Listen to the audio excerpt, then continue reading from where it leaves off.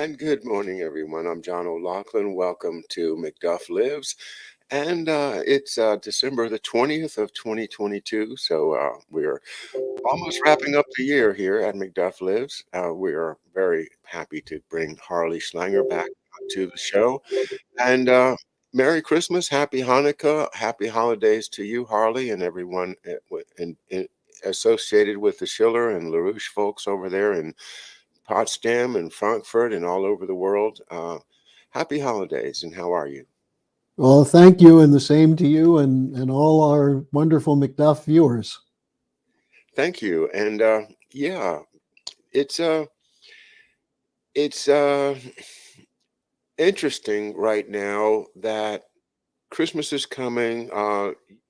You guys have been making a big push for a Christmas truce that the Pope Francis has suggested he would host uh, for a possibility of some negotiations, but then nobody that should be negotiating seems to want to sit down and negotiate at this point. So, what are your thoughts? Is there any chance of a Christmas truce? Well, there are a couple of interesting things about it. The first is that for all these people who think the Vatican is the source of all evil, I think no one's suggesting that the Pope should impose a truce or the Pope should do something other than what he offered, which is a venue for negotiations and his authority as the head of the Catholic Church to see if there can be a move toward peace. Now, this is in a tradition in the more recent period of the role the Vatican played at moments of crisis in the East-West relations, namely the Cuba Missile Crisis. There was an emissary to Pope, what was it, John the 23rd then, right? I think so, yeah. Yeah. It was before Paul. And John was in touch with both the Soviet side and the US side, and after the Cuban Missile Crisis, played a role through an intermediary of Norman Cousins, the editor of Saturday Review. The three of them, in a sense, were working with Kennedy to try to get the test ban treaty. And even though Pope John was sick at the time, he was involved in promoting negotiations. The other Christmas truce, of course, there's the famous movie of in World War I, when on the battle of the trenches in France, there was I think a 36-hour truce. And in fact, soldiers from France and Germany got together and exchanged greetings, toasts, but then they went back to fighting. So, but the whole point is there's an escalation underway. And it's not coming from Russia, it's coming from the West. In the last couple of days, the US defense budget for 2023 was announced, 835 or 837 billion. Another 73 billion in additional ammunition over the next 3 years will be tacked on. The head of Raytheon, the CEO of Raytheon said, look, we've used up 6 years of production of Stinger missiles in 10 months. So we have to ramp up production and do it quickly. And he said it's going to be a couple of years to get back to where we have stockpiles. Much of the NATO countries are out of their stockpiles. And yet you have Rishi Sunak going into Latvia and talking about setting up a joint expeditionary force of the Baltic states, the Nordic states, the Netherlands and Britain. And for what purpose? To support Ukraine. There's talk of Polish troops actually being engaged in Ukraine. And here's a warning for Ukraine. The last thing you want is Polish troops in Ukraine, because the Poles may not leave. They want a chunk of Ukraine.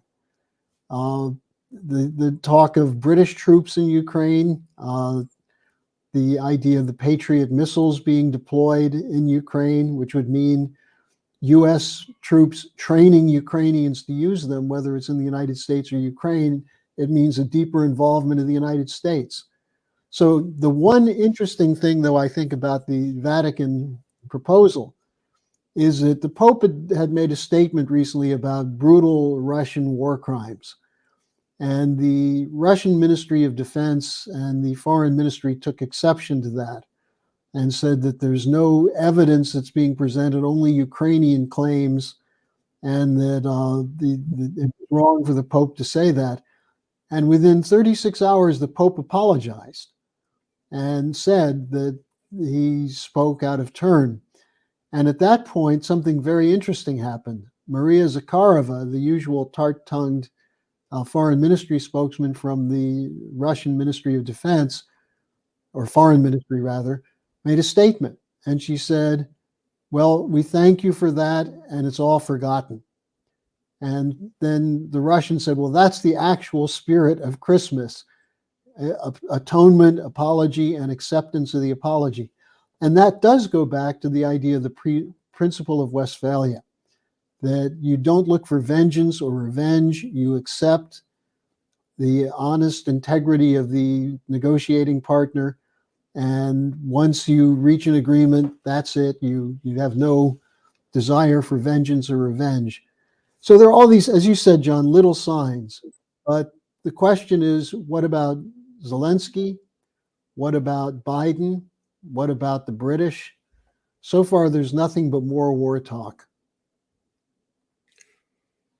Well, one of the voices that I've tuned into recently is Colonel Douglas Macgregor, and I pretty much learned about him through references from LaRouche and Schiller broadcasts, and I've started to pay a good bit of attention to him. I think his perspective is almost unique in that he is an actual war fighting Yeah. army guy that was a tank commander and a guy that really has analyzed things from the modern military point of view. And while I don't understand all the acronyms that they speak about when they do these interviews, I found myself thinking, well, he's probably right about the military situation really being really bad for Ukraine, and that the Russians have just been preparing the battlefield and preparing the battlefield and suckering the Ukrainians into battles that they will inevitably lose. Some people call it what was it, the Mongolian?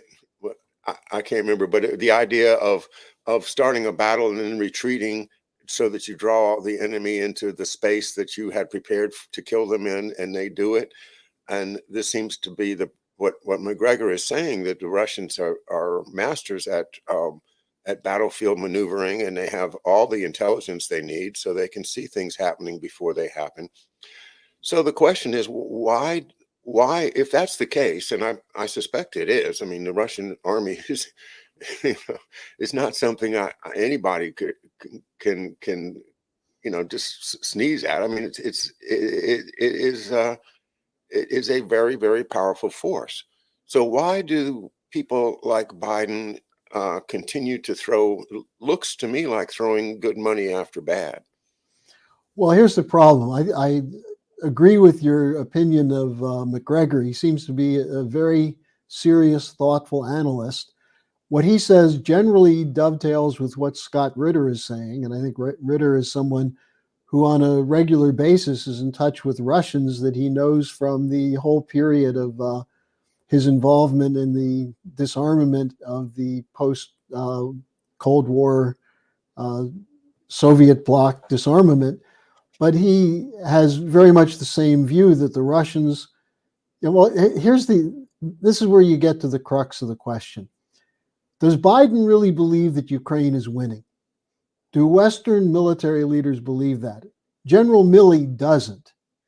But you have people all over the media who, ex-military, who say, well, Ukraine is winning. They stopped the Russian assault against Kiev. No one has yet explained why they believe Russia actually intended to take Kiev. And if they did, why they sent so few troops. The idea of the retreat from Kherson, I think, is very easily explained by the fact that the Russians were overextended. Now, that doesn't mean the Russians haven't made some mistakes, that they're not infallible. But this idea that Ukraine is preparing to take Crimea, preparing to drive the Russians back completely from Ukraine, is silliness. And you know, if you talk to military people who know something about this in Europe, and there are, by the way, there are a number of ex-NATO officials in France and Italy who have been speaking with the Schiller Institute on some of our platforms, joining us very strongly, saying that it's a complete mistake for NATO to push ahead in this war, and that the idea that Ukraine is going to come out of this as a victor is wrong. If you look at the fact that their lights are out in half the country, the Russians at will can shut off electricity. Now, you can call that a war crime if you want, but the Russians are doing that to minimize civilian casualties and to inflict a certain amount of pain on the government. And I think this interview in The Economist from the chief of staff of Ukraine the other day, I think his name is Zaluni or something, where he basically said that they don't have a big enough army at present. They're facing a very difficult battle. But if you give me the weapons I need, I think we can win. And what he basically called for was the amount of weaponry that would be needed if the whole US Army moved into Ukraine, which he's not going to get. So I think on this point, McGregor and Ritter and a few others are much more accurate. And then you have people like Paul Craig Roberts who are simply saying that the problem is that the leadership pushing the war is thinking they could win a tactical nuclear war if necessary. And they're either trying to goad Russia into using tactical nuclear weapons, which would most likely lead to, as Stephen Starr has said on a couple of occasions on our platforms, would lead to an all-out nuclear holocaust within hours. Who wants that? Well, you know, something McGregor said the other day, I think it was 2 days ago, was really interesting because it was something that I had brought up about 2 weeks ago. The Zelensky and his allies from NATO sound like Hitler in the bunker. You know, and McGregor said, you know, the famous story is that Hitler was meeting with his general staff saying, we'll move this army here, and then we'll have a flank over here, and then we'll charge directly ahead. And his generals knew he was crazy at that point because they didn't have the troops to do that. And McGregor said it's like Hitler in the bunker if you listen to Zelensky. So is someone telling Biden the truth? Is Biden getting the full story? I don't know. If he gets the full story, does it matter? So the upper hand is still held in the West by people who are committed to a perpetual war because their goal from the beginning has been to destroy the Russian military capability and to defeat Russia as a, quote, adversary or opponent. And for what reason? Well, it's not that they don't really believe Russia's about to overrun Western Europe. It's not like the Soviet period when you actually had some fear that they might do that. The fear of the West, in the West rather, of Russia, is that Russia is leading the breakaway from the collapsing financial system. That's the great fear. And if Russia is not stopped in Ukraine, if Russia is not humiliated and defeated, Russia is constructing with China, with India, with Saudi Arabia now, with Argentina. And the Argentines right now are quite proud of themselves and maybe more capable of playing a leading role internationally after the World Cup. In any case, you have the global South working with Russia on a new financial system. That's why, whether he knows it or not, the US Defense Secretary Austin says we have to weaken Russia. That's why Blinken says we have to keep going until Russia is defeated. Sullivan says Russia must be defeated. Nuland, Russia must be defeated. Why? Because they're going to swallow up Ukraine? No, because they represent an alternative to this rules-based order, which is so dear to the people who are the pulling the puppet strings of Biden and Zelensky and Sullivan and Blinken.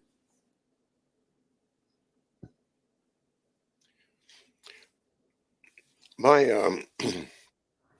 I try to look for kind of fault lines and see what's on what side. And one of the things that has been, I shouldn't use that metaphor for this, but what I wanted to get at with you is so many people, when they talk about the evil force in the world today, will say the United States. They will say, America is, the great Satan or the evil force in the world. Whereas usually when you and I talk, and I think most of the Schiller and LaRouche folks would agree that no, you need to look at Britain. You need to look at the City of London and City of London's buddies on Wall Street. But still, and this came up again when I was listening to Colonel McGregor, where he was kind of just reciting a little bit of his understanding of history, whereby the Suez Crisis in the 50s was a turning point in which the Americans said to Britain, "No, you will not do this. We are going to stop you." And then Britain, of course, was financially devastated before World War II. I think we shipped them a bunch of gold in my dad's ship, the USS Nashville. Um, and so after the war, of course, Britain is financially devastated and in every other way devastated. Somehow, did America, and I'm thinking of Wall Street, the Dulles brothers, Sullivan and Cromwell, John Foster Dulles in particular. Did they go off on their own? Did they say, we're no longer going to work with Britain, and we now have enough power that we can get our own financing? We don't need to depend upon the City of London and the associated banking system, and we're going to be our own, Or is that just an illusion, and it really is still the great imperial power represented by, the history from Rome to Venice to Constantinople to Amsterdam to London, and the Wall Street is simply just another branch of that original octopus. You see what I'm saying? Yeah, but When look, one of the things the British figured out, and this goes back to Gibbon's study of the Roman Empire, is that if you have to preserve an empire with your own forces, that is your own people, it eventually erodes from within.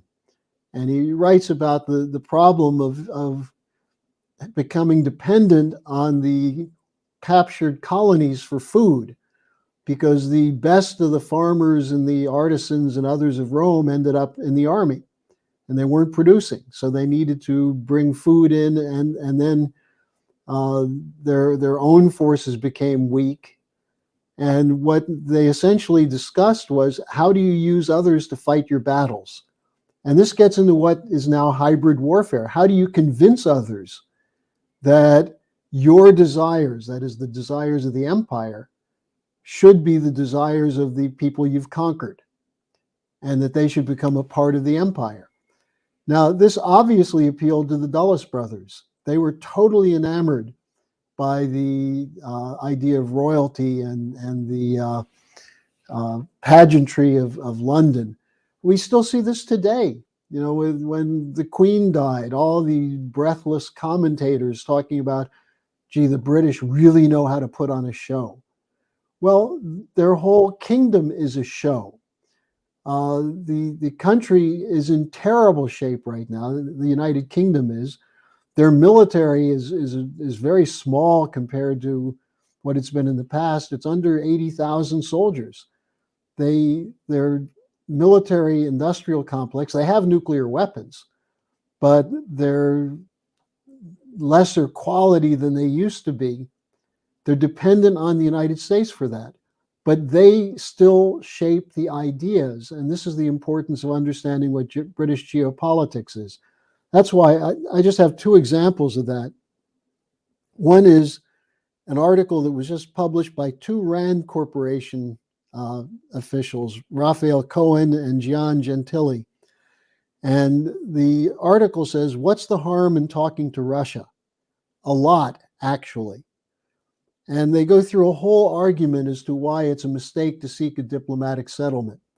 Now, this is an article that was written, published by Rand on November 22nd. By the 1st of January, every single American official who was asked, can we get a truce? Can we negotiate? Had the talking points set out in this article. Now, where did the people who wrote this get their talking points? I can't say for sure, but I've been reading what's coming out of Chatham House for the last year. Chatham House is the old Royal International or Institute of International, or I'm sorry, can't even remember it's RIIA, Royal Institute of International Affairs. It's the think tank of British intelligence. And it was located in Chatham House at the end of World War I. It was out of Chatham House that the Council on Foreign Relations in the US was set up as a partner. And to cement that partnership further in 1961, they set up the Atlantic Council. Now, what's the argument coming from Chatham House? And this is even more compelling than what the people from Rand said. They had a conference on December 6th. And if people are interested in looking at this, just sign up on Chatham House that you want to be kept abreast of when they're having these talking sessions. You can go on online on Zoom. They had a guy named Keir Giles, who's supposedly an expert on Russia. He actually was in British intelligence for a while. Then the Bureau of British Intelligence he was in was shut down and privatized, and he ended up taking it over.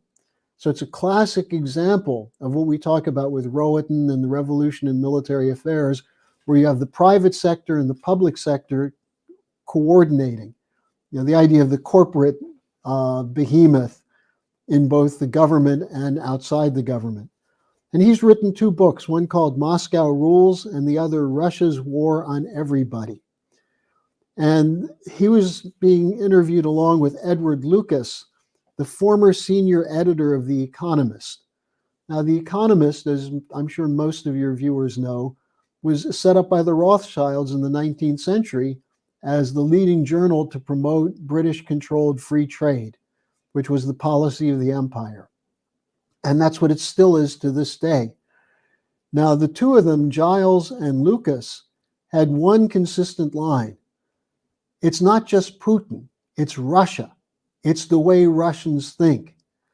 And they use this in talking, for example, about Crimea. They said Crimea was taken over by Catherine the Great, who had this idea of Russia as an empire. Putin talks about Peter the Great and his empire.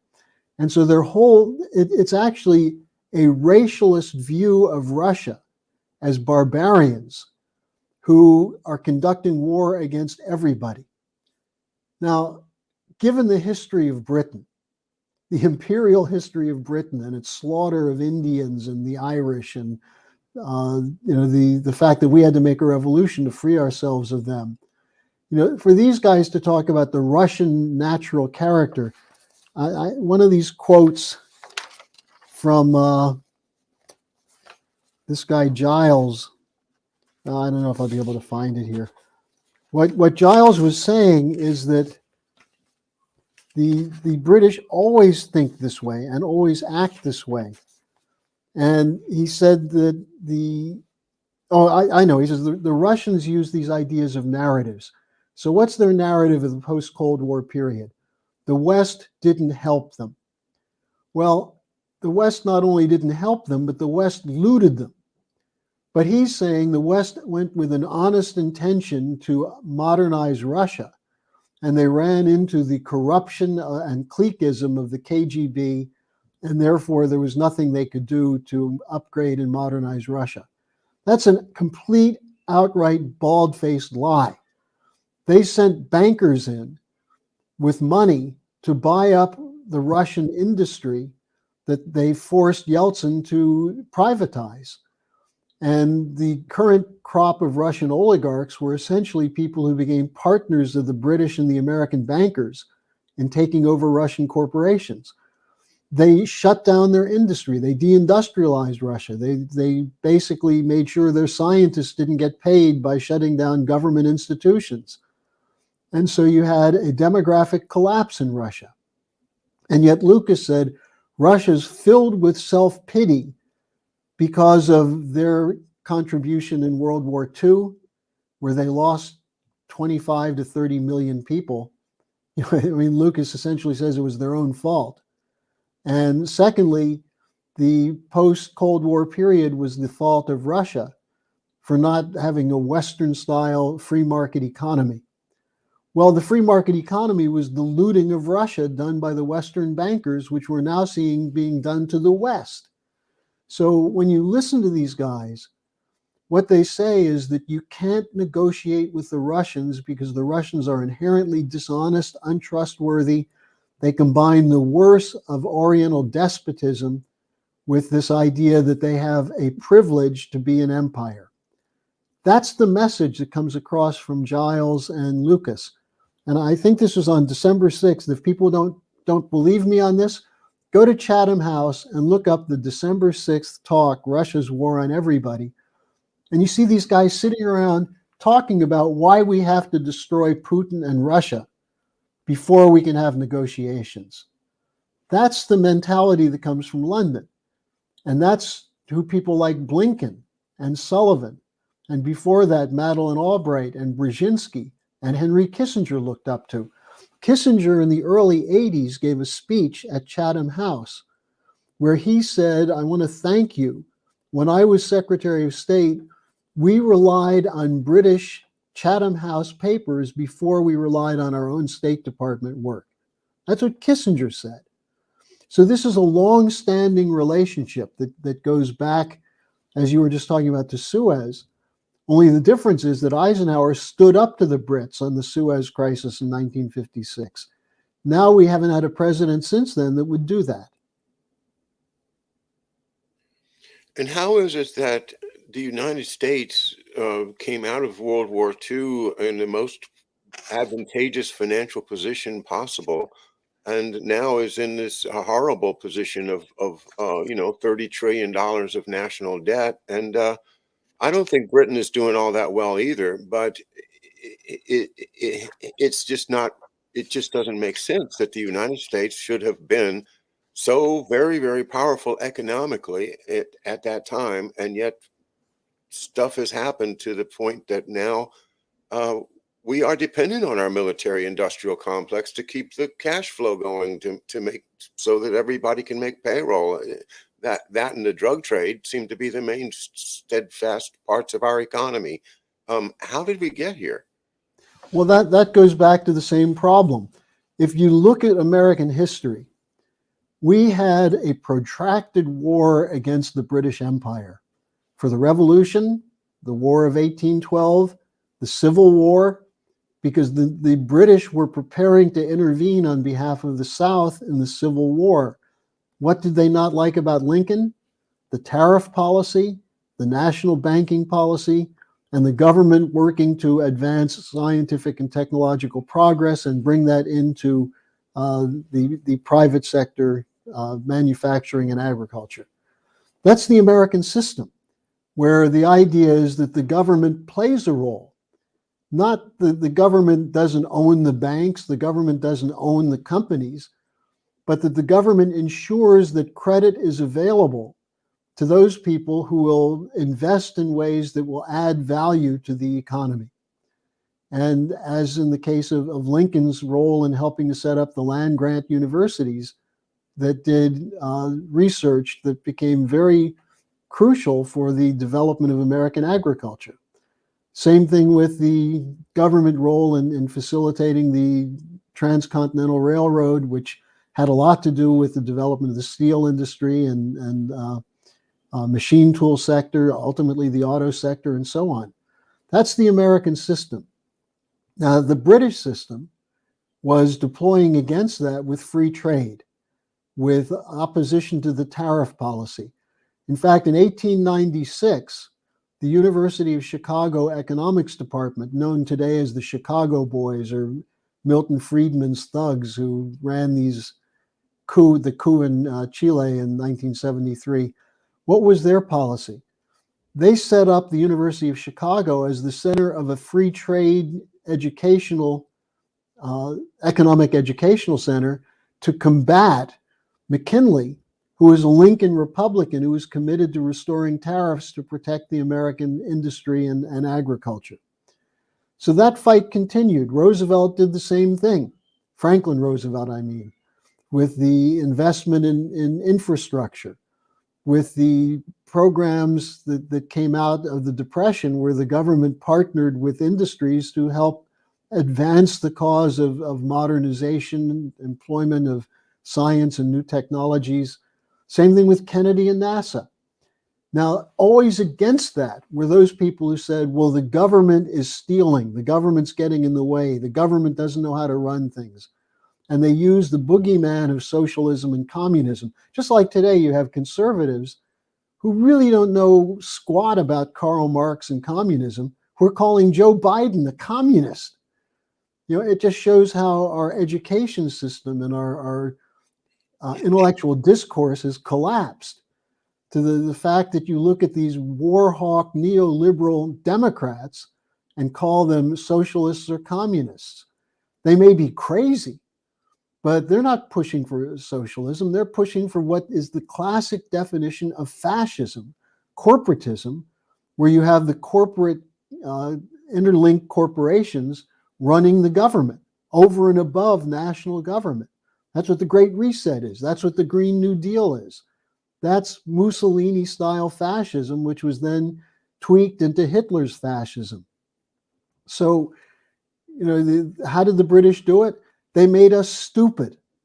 They made the Americans totally stupid. And LaRouche was warning about this in the 60s when he said, this is the intent of the rock, sex, drug counterculture, to destroy American science, to destroy the idea of the American system, and instead to create a financial system which provides massive volumes of credit to speculators and to people who will take advantage of free trade to plunder and loot the poorer countries, but can engage in dismantling US industry. And what's one of the arguments they have?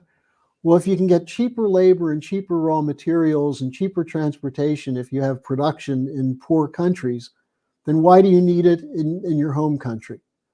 And so what do people in the home country depend on? Sports, entertainment, drugs. You know, the on the street economy, the black economy. Certainly not investment in science and technology. So you've had this fight in American history, and the problem is we're losing it because our economic leaders went to Harvard, where you had British professors like William Yandell Elliott. They studied at Oxford and Cambridge, where you had the British free traders, and they slandered people like Hamilton and Lincoln as statists, as people who were for the control by the government of the banking system. Now, what Hamilton said is, no, the banking system needs to be regulated. Whenever we regulated the bankers, our country prospered. But the super wealthy didn't make super profits. That's the whole idea of the American system. You open the economy for everyone. And still, people with good ideas will become rich. They just won't become multi-billionaires. So, you know, this is a long rant, but if anyone studies LaRouche's economic policies, and he wrote extensively on this. And, you know, if you want, next time I'll have a reading list prepared, which you can post somewhere, of some of LaRouche's writings.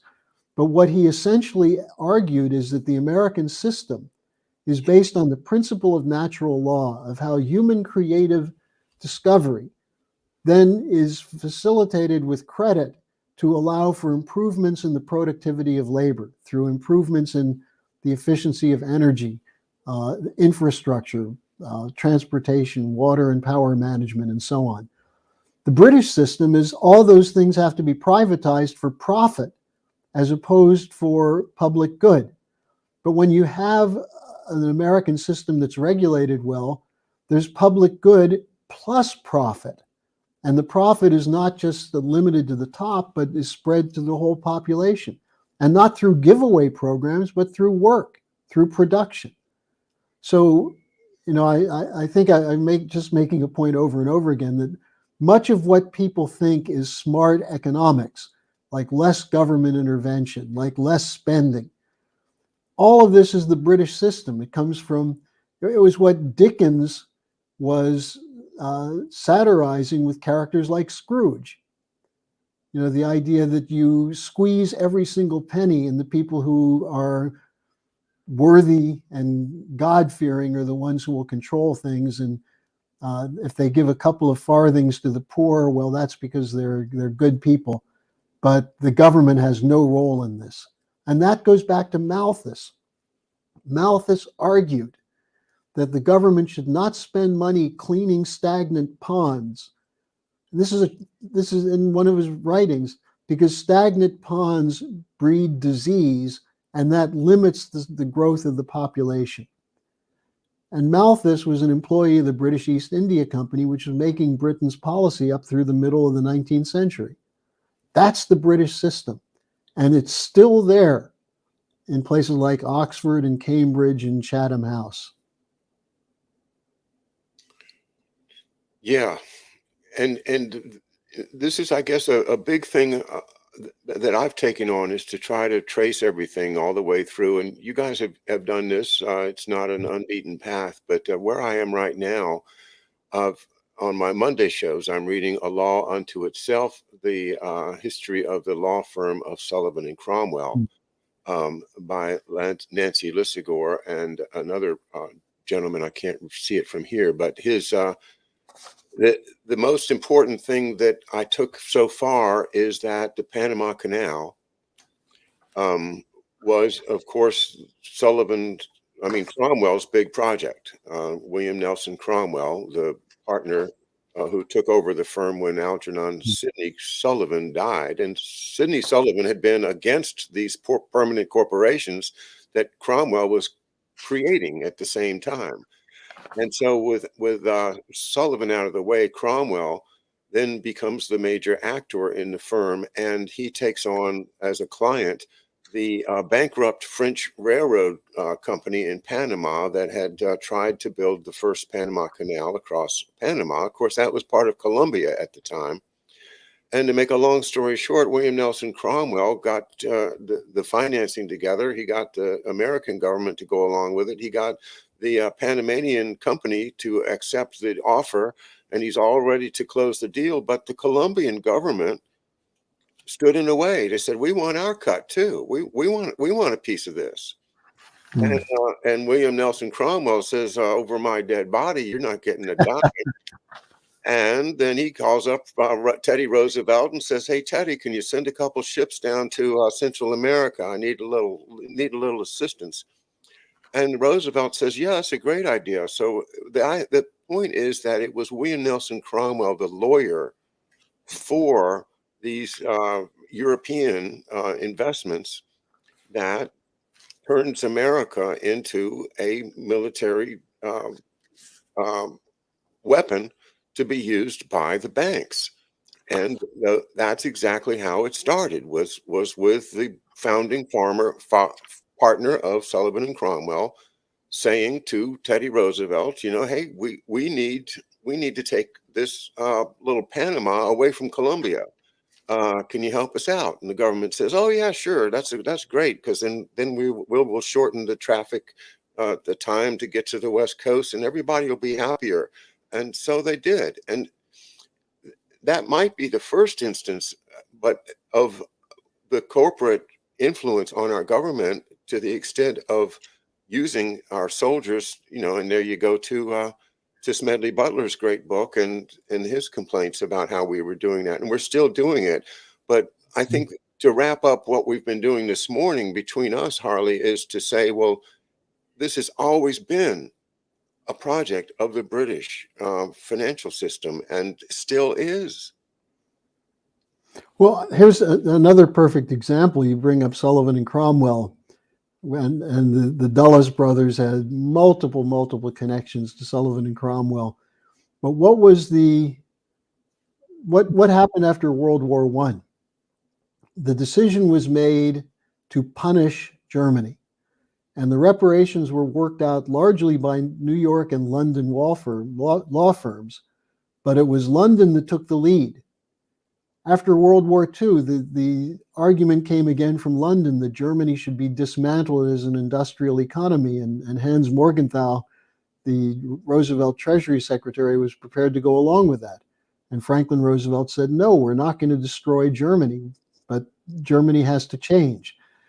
But if you look at the post-war period, the Sullivan and Cromwell officials are all over everything. I was just looking through my notes. This just came up the other day. I can't remember right now how it came up, but there was a Sullivan and Cromwell official who's involved in one of these things. Maybe it's the Bankman-Fried case, or maybe it's the Twitter. I can't remember. Was James Baker, the FBI lawyer, was he briefly with Sullivan and Cromwell? I'm not sure. But in any case, you're right about Sullivan and Cromwell. That's something that LaRouche called our attention to 30 years ago. And he said, watch these guys. Then you had a number of these similar law firms that were involved in the transformation of the U.S. financial system through the Drexel Burnham Michael Milken operations.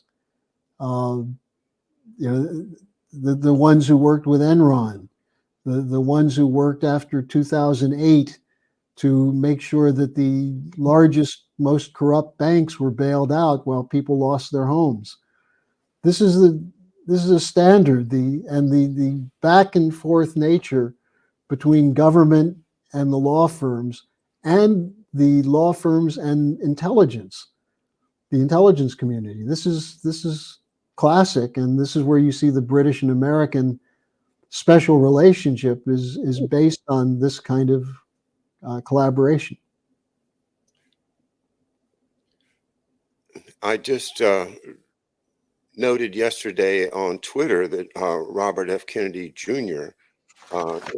Has stated in no uncertain terms that the CIA assassination of his uncle, that meaning John F. Kennedy, our president, was a coup d'etat from which our democracy has never recovered. And if there's any theme to my work, it's that. It's exactly that. And here he has come out and saying it after praising Tucker Carlson for first opening the bidding with a statement that he had spoken to a very connected CIA source who confirmed to him that indeed the CIA was part of the assassination of President Kennedy. If we could get the American people, to just kind of wake up and say, look, you had a coup d'etat. No wonder things are going bad. Let's go back and unpack that and unwrap all of the damage that's been done and get back to being what we're supposed to be. Because I think President Kennedy, like President Lincoln, like President Roosevelt, saw the danger of this military-industrial complex that really is the big muscle for this ancient financial system, and take back our power from this apparently British-sourced octopus that's grabbing all of our resources, grinding it up into cash, and walking away with us left with nothing. We've got to wake up the American people, Harley. Well, and I think what Tucker Carlson did, and I'm not giving a blanket endorsement to everything he does, but on this point, he was very clear and raised the question of why it was that we have to classify these documents for another 66 years. And the question is why that wasn't allowed to come out from the beginning. And as you and I have discussed, as it's been discussed by many, many people over the last 50 years since the Kennedy assassination, the Warren Commission was clearly under the control of a man who hated Kennedy, a man who had been fired by Kennedy, a man who was a schemer and a backstabber, namely Allen Dulles. And you put someone like that in charge of the what's supposed to be something that gives you closure, to show that Oswald acted alone and that there was no conspiracy. You put in the hands of a perennial conspiracy maker, Allen Dulles. And so many holes exist in the Warren Commission report. It's astounding that we're still talking about it, but the fact that it wasn't settled then is the thing that's concerning. The same networks still control the intelligence community. They were involved in Watergate. I'm convinced Watergate was a coup to get rid of Nixon. Not that Nixon was great, but there was a desire to shift the direction of the United States more aggressively than Nixon was willing to do. The attempt to assassinate Ronald Reagan, the whole Bush 1 and Bush 2 presidencies, the control that the agency had on Clinton, and the fact that Obama was a top-level operative, or not top-level operative, but controlled by the CIA. Whatever else he was, Trump had too many of these deep state figures around him, holding him back. And the whole Russiagate was a sort of an extended coup d'etat to keep Trump from doing what he said he was going to do in cleaning out the swamp and working with the Russians. And now you have Biden, who clearly is not up to the task, but is definitely under control by the same network. So there's a continuity of policy. People are trying to find the connectos. Which person gave the order? Look instead at two things: the continuity of policy and follow the money. Who benefits from these coups and operations that are being run by the so-called US government? And it's not the American people. And I think that people who say it's the government that's the problem, it's not our system of government, it's the corruption that we've allowed to occur. And part of that, one of the points that Lincoln and Franklin Roosevelt and others made, is that the corruption comes when you have a period of progress and people are doing better, and they assume you can go on automatic pilot and just trust the institutions. And of course, this is where the British have a longer term view. Their view is you lose a few, but you stick around and you find the way to get your policy back in. That's why it's so important what Palmerston said: we have no permanent allies, just permanent interests. The British don't change their interests. They change their coloration. They can be socialist, they can be fascist, they can be third way, but the policy is still the one that benefits the bankers and the corporate cartels.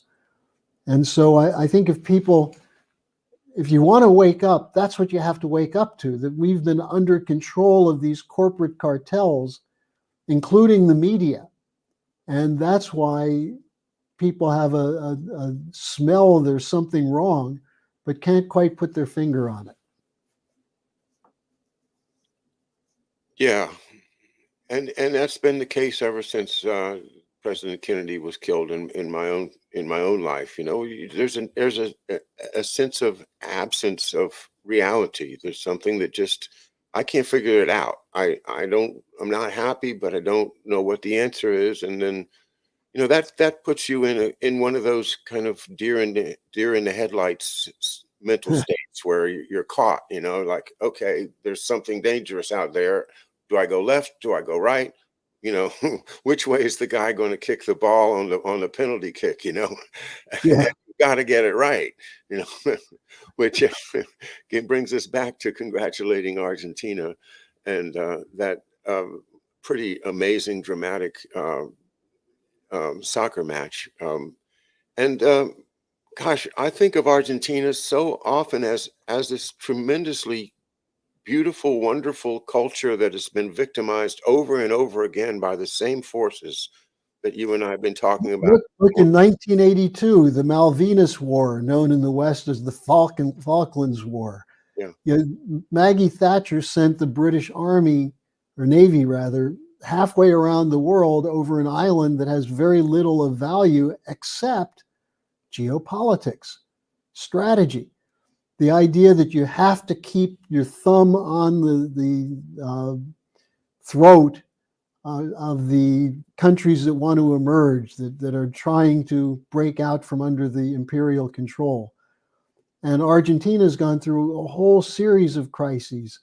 There was an attempt to kill the vice president of Argentina just a couple months ago after they were running a so-called corruption scandal against her, just as they ran a corruption scandal against Lula, just as they ran Russiagate against Trump. I mean, a lot of Americans who like Trump and Bolsonaro have it wrong. Bolsonaro ended up in power because there was a corruption scandal against Lula that was run by the same people who ran the corruption scandals to destroy the Italian government, the Clean Hands Project, the same ones who ran Russiagate. So, the whole world has this problem. And then you get someone interesting like Putin or Sergei Lavrov, who, because of the traditional Russian study of strategy and Russia studying looking for the inverse of what the British are doing, the Russians are clear that we're still in what the British used to call the great game and geopolitics. The last quote I was looking for, and I couldn't find it, from this guy, Edward Lucas, the Economist, former chief editor, at this Chatham House event. He was talking about the post-World War II period, and he said, what we got right, meaning the British and the American special relationship, is then we had good intelligence and good military. But then we gave up geopolitics. We thought geopolitics didn't matter anymore. Now we've got to get back to geopolitics. That's the British thinking. And that's what blindsides the Americans, because they think when someone says geopolitics, it's some kind of mystical, esoteric term that they have to pledge allegiance to. And they don't realize it's just a British strategy for how you use national culture to blindside countries so they don't realize they're being controlled by these polarized policies so they can be looted. And geopolitics is dividing the world into blocks so that the common interests of different countries can't come together against the empire. That's geopolitics. And that's what Lucas was saying had been missing in the recent period. And he said, thankfully, with Ukraine, we're getting back to it. Huh. Yeah, geopolitics, and killing off the young men at the same time, and Yeah. that I think has also been a theme of all these horrible wars, is that somehow there's an interest in the elites to just get rid of a lot of those really active, smart young men that could be challenging to the elites themselves. So Or let's recruit the ones you can recruit, with the ones who will accept your bribes and your positions and your pat on the back. And the ones who stand up against that, ostracize them. And that gets us back to Macduff and the story behind my whole show, which I think is pretty clear that my dad stood up to them and did everything he could to stop them and let us have a chance to recover. So we still have a chance. We've got to spread the word. And speaking of words, it's been a tremendous pleasure all year, Harley. Thank you again. And I give you the last word. What would you like to share with us as far as thoughts for the next year? Well, as you mentioned, we're fighting to get a recognition that there has to be a venue for negotiations. Some people are suspicious of the Vatican. I don't care if you're suspicious of the Vatican. If they let the authority of the Pope call for a conference to discuss ending the war, let's take that exit as a possibility. But what we need is an outcry from people who are still sitting on their hands as we're facing nuclear war, whether it's fear, whether it's the sense that it's too big, that there's nothing you can do. Don't succumb to that. That's the hybrid warfare, the brainwashing. It's going to depend on an action of people in the next months to force governments to stop killing their own populations for the sake of Wall Street and City of London. So I would urge people, go to the LaRouche Organization.com, the SchillerInstitute.com. I put up still every single day a 10 to 12 minute update Today I talked about this question of why we need to have these negotiations and who's opposed to them. So it's on LaRoucheOrganization.com under Harley's updates. And I'd urge people to sign up. It's free. All right. Check it out, folks. Thanks again, Harley Schlanger, and have a great short vacation. I look forward to seeing you in the next one, which will be in January. See you in 2023. All right. Thank you, buddy. Happy New Year to you and everyone. And Happy New Year. All right. Thank you, Harley. All right. I think